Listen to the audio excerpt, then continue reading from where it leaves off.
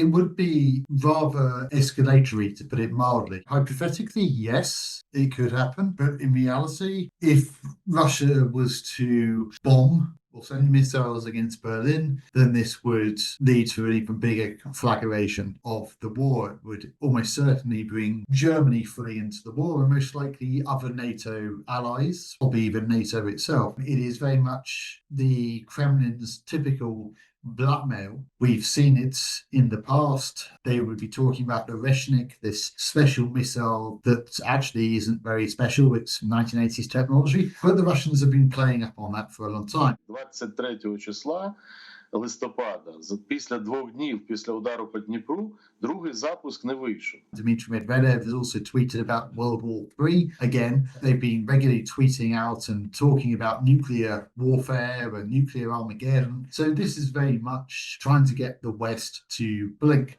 Even within the current German government, because it is a coalition of the CDU, CSU, and the SPD, there are still German politicians who maybe are no longer Putin verstehers, Putin understanders, but still see pacification and not exerting too much military excess, let's put it that way, regarding Russia as the way Germany should see this war, that anything could actually lead to a conflagration. And so that's certainly, I think, is what Margarita Simonyan is trying to put forward, this idea of it's going to be escalatory, try and get the German coalition government to back down, to perhaps even split. Unlikely, but it could occur. But certainly to back down and not really go forward with this idea of sending Taurus missiles.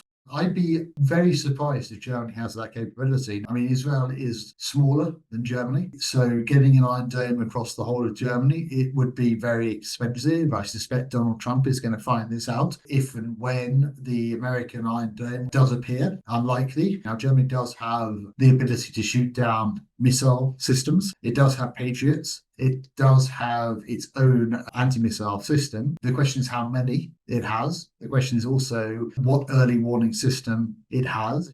It's a possibility.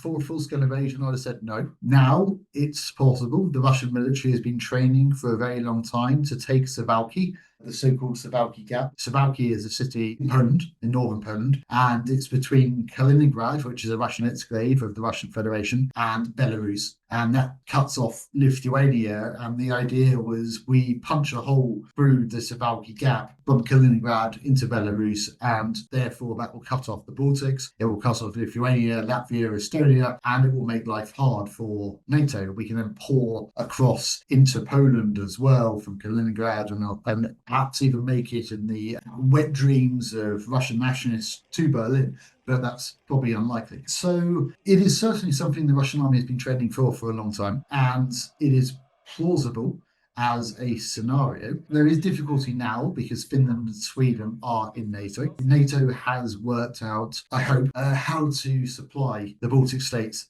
through Sweden and Finland. And Sweden and Finland, especially Finland regarding Estonia, would fight for Estonia. So whereas before NATO, although it never admitted it, NATO was quite clear, at least internally, that the Baltic states were going to be lost for a while. And once the Americans arrived in Europe, the NATO would have to fight its way back up the Baltic Peninsula to remove the Russians. They would eventually liberate the Baltic states, but the Baltic states would be taken by the Russians. That had to be accepted. Now Finland and Sweden are in NATO.